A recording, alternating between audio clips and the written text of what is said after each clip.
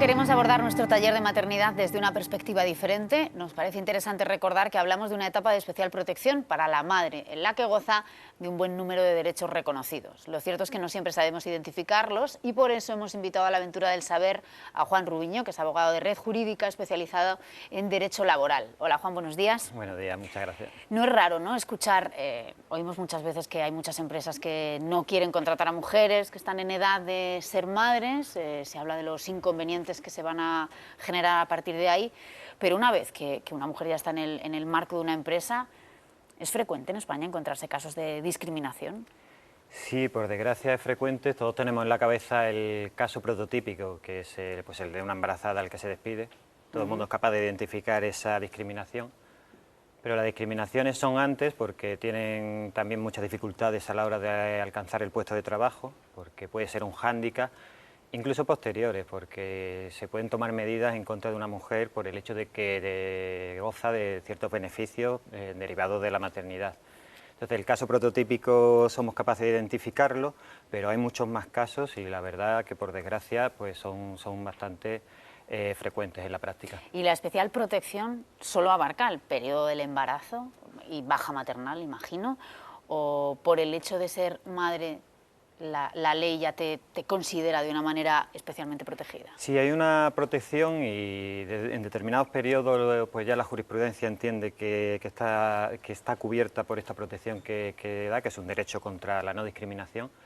Y por otro lado, los beneficios progresivamente se han ido ampliando. Entonces, por ejemplo, la reducción de jornada por cuidado de hijos, que ya ha pasado de 8 meses hasta 8 años hasta 12 años, pues digamos, ya te ofrece una protección durante todo ese periodo por el hecho de gozar de una reducción de jornada de cuidado de hijos contra las posibles actitudes agresivas del empresario por esas circunstancias. Y yo decía, Juan, que muchas veces yo creo que las propias trabajadoras no sabemos dónde acaban nuestros derechos. Vamos a empezar por explicar. Es importante que yo me comunique por escrito con mi empresa. Estoy obligada, por ejemplo, a comunicar mi embarazo en un momento determinado, antes de no sé cuándo, después de... ¿Hay algo que dice la ley sobre esto? Hombre, los abogados agradecemos que las comunicaciones sean por escrito, porque todo lo que queda por escrito podemos después probarlo. No obstante, y afortunadamente, hemos pasado a un criterio objetivo. Me voy a explicar porque esto es muy técnico. Un criterio objetivo en cuanto a la maternidad quiere decir que los jueces ya, por el solo hecho de que esté embarazada, lo sepa o no lo sepa la empresa, ya se dispensa una protección. Entonces, ¿por qué recomendamos que se haga por escrito? Bueno, pues si se hace por escrito y la empresa, además de tener conocimiento, pues tiene actitudes discriminatorias, pues entonces está obrando de mala fe. Incluso podríamos pedir una indemnización de daños y perjuicios porque, a pesar de saberlo, pues está agrediendo los derechos fundamentales de la mujer. Y eso solo estamos hablando, por ejemplo, despedir a una mujer embarazada va contra la ley. Sí, además va contra la ley independientemente de que la empresa no se haya enterado. Sí, es un criterio objetivo que busca esta norma o este criterio. Pues básicamente lo que busca es que la mujer no tenga que el día del juicio que probar que la empresa lo sabía. La empresa puede sospecharlo, puede haberse enterado indirectamente, y digamos, es un suplemento de protección. Vale, y si la empresa, bueno, puede, lo que tú dices, ¿no? Puede no saber a ciencia cierta que la trabajadora está embarazada, pero eso sucede igual con los contratos. O sea, si se trata de renovar un contrato, ¿hay obligación o en ese sentido ya no hay esa dispensa, digamos? Sí, lo que sucede, aunque los contratos temporales están muy extendidos, se supone que es la excepción. Lo normal sería que todos los contratos sean indefinidos. ¿Qué sucede? Que la gran mayoría de los contratos que son o por obra y servicio o eventuales, los que conocemos como temporales, muchos de ellos están en fraude de ley. Entonces la protección por el despido sigue vigente. Lo único que tendríamos que demostrar es que está en fraude de ley. Vamos a hablar de las visitas médicas, ¿vale? La madre se va a enfrentar durante esos meses de embarazo, va a estar obligada a ir a hacer varias visitas médicas, incluidas las visitas que tienen que ver con la preparación al parto. ¿La empresa está obligada a dejarte asistir a esas pruebas? ¿Puede pedirte que lo hagas fuera del horario de trabajo? Está obligada, el Estatuto de los Trabajadores así lo concede. Lo único que dice el Estatuto puntualiza que es por el tiempo indispensable, o sea, que no se puede utilizar como excusa para extenderte. Pero está remunerado y la empresa tiene que concederlo. Otra cosa que también es lógica, bueno, pues que me demuéstrame o dame la documentación que justifique la visita al médico, la visita a las clases. Pero tiene total derecho. ¿Y esto afecta igual al padre y a la madre? Porque la madre obviamente tiene que ir a las ecografías, pero ¿el padre puede solicitar permiso o esto es una medida de gracia? ¿Cómo funciona? Sí, bueno, en todo lo que hablamos de medida de la maternidad, yo lo que le recomendaría a todos los trabajadores es que miren su convenio colectivo, porque los convenios colectivos suelen mejorar las condiciones que el propio Estatuto de los Trabajadores dicen y que son las que yo te estoy comentando aquí. Igual hay previsiones que extienden esos derechos también a la paternidad.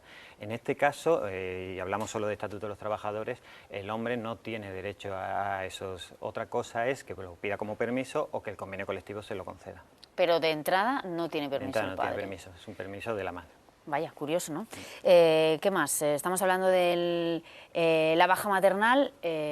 ¿Cómo se cuenta? ¿Siempre desde el momento en el que nace el bebé? Sí, tenemos la baja maternal, está regulada con 16 semanas y lo que dice el Estatuto de los Trabajadores son 16 semanas ininterrumpidas, de las cuales 6 son obligatorias en el momento en el que se tiene el parto, de ahí hacia adelante. Ahora, puede jugar con esas 16 semanas hacia adelante, hacia detrás. La única norma es que las 6 semanas... Puede pedirse la baja maternal desde antes de nacer el bebé. Sí. Que esto no es una cosa muy frecuente, imagino, pero es una opción que tiene la madre, no recurrir a la baja médica, sino a la baja maternal. Claro, pero lo que se hace normalmente, simplemente por una distribución de la conciliación familiar y por una distribución del tiempo, es intentar disfrutarla cuando el crío ya ha nacido.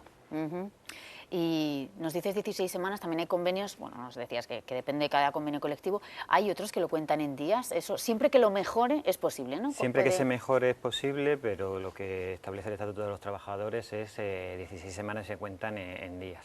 Y estamos hablando de trabajadoras sujetas al régimen general, ¿no? Que trabajan por cuenta ajena, pero ¿qué pasa con las autónomas? ¿Qué dice la ley en este sentido? Afortunadamente también hay una tendencia muy lenta, pero se están igualando los derechos que se le conceden a los autónomos de los trabajadores por cuenta ajena. En este caso también tienen 16 semanas y aquí lo que habría que añadir es que al ser autónomas se les permite también contratar para hacer ese trabajo que han dejado de hacer con unas bonificaciones en la Seguridad Social. Y estábamos ya en la baja maternal, pero se me ha olvidado una pregunta muy importante, Juan. ¿Qué pasa si yo en mi trabajo, bueno, me siento capacitada para seguir trabajando, pero no puedo cumplir exactamente con las mismas funciones? Porque percibo algún peligro para mí o alguno para el bebé, no sé, le sucede a muchas mujeres que trabajan, por ejemplo, en laboratorios, supongo que en muchos otros puestos de trabajo.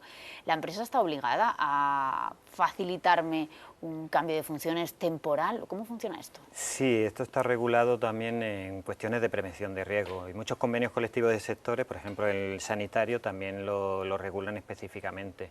Tienen que tomar una serie de medidas, esa serie de medidas van en escalada, todos buscan la protección tanto de la madre como del feto y lo primero es procurar un entorno seguro, pero si no te pueden procurar el entorno seguro en tu puesto de trabajo, tienen que cambiarte a otro puesto de trabajo donde esté seguro y de últimas pues se te suspende el trabajo si no se te puede asegurar esa seguridad. ¿Te pueden cambiar las condiciones del contrato durante el embarazo? ¿Modificar el salario, por ejemplo? Te podrían cambiar de puesto, te podrían, todo buscando tu seguridad, pero no tiene que tener ninguna merma económica y después tienes que volver a tu situación y a tu situación normal. Digamos, no se puede modificar el contrato. Estábamos hablando ahora, volvemos otra vez a dar el salto. Ya hemos tenido el bebé, las posibilidades de cara a la reducción de jornada, ¿en eso se ha avanzado mucho en los últimos años? Sobre todo se ha avanzado que ha pasado de 8 años a 12 años, lo cual se agradece. Se nos ha olvidado aquí también hablar que también es muy importante como derecho de maternidad pues el de la conciliación familiar y el que los padres también puedan ayudar. O sea, esas 16 semanas de las que hemos hablado no solo son disfrutables por parte de la madre, sino que se pueden ceder por parte del padre. Y después la pregunta que me has hecho, que creo que he dado un salto, respecto a las reducciones de jornada, que también las pueden disfrutar tanto el padre como la madre, se ha avanzado en la extensión, se pasa de 8 años a 12 años y sobre todo que los jueces son cada vez más sensibles a la protección. Y en las modalidades también, ¿no? Hay muchos tipos de reajuste del horario, ¿no?, que uno puede solicitar. Sí, hay muchos tipos de reajuste, también hay una reducción en cuanto a la lactancia, pero la normal es la de cuidado de hijo, que es entre 1/8 y la media jornada. ¿Y la empresa está obligada a concederme cualquier medida de reducción que yo solicito para el cuidado de hijos? Fíjate que hablábamos antes si en la práctica se dan discriminaciones, y aquí hay que decir que las empresas son bastante reacias a dar las reducciones de jornada. Están obligadas, es un derecho, podríamos entrar en cómo se ejerce, cuál es el horario, pero lo que prima aquí sobre todo son la conciliación familiar y digamos, los derechos de la maternidad.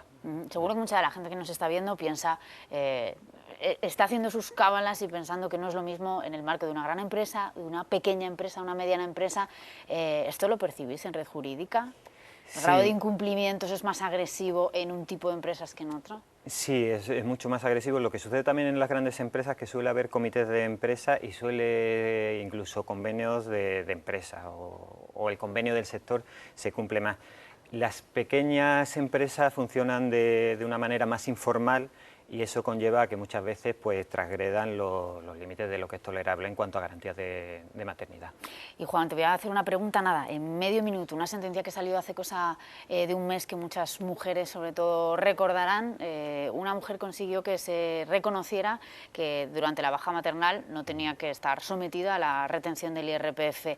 ¿Esto sienta jurisprudencia? ¿El resto de las mujeres pueden hacer esta reclamación? ¿Es recomendable? Sí, es una sentencia que se agradece. Lo que pasa es que habría que puntualizar que es una sentencia que es del Tribunal Superior de Justicia. ¿Sienta jurisprudencia? Todavía no. Apunta una línea donde supongo que habrá cada vez más demandas, pero que tendrá que ser el Tribunal Supremo quien finalmente diga si están exentas de IRPF o no. Digamos, esta materia seguramente va a llevar al Tribunal Supremo. Mientras tanto, lo que hay que alentar a los que quieran pues es a demandar y a que se les reconozca este derecho, que esperemos que dentro de un tiempo, y además que sea corto, pues sea ratificado y solidificado por el Tribunal Supremo. Que la opinión pública ejerza presión, ¿no?, en ese sentido. Pues Juan, gracias por resolvernos todas las dudas que teníamos, algunas más que nos quedan en el tintero, pero es que el tema da para mucho. Gracias. De nada. Bueno, y atentos a la propuesta que les hacemos.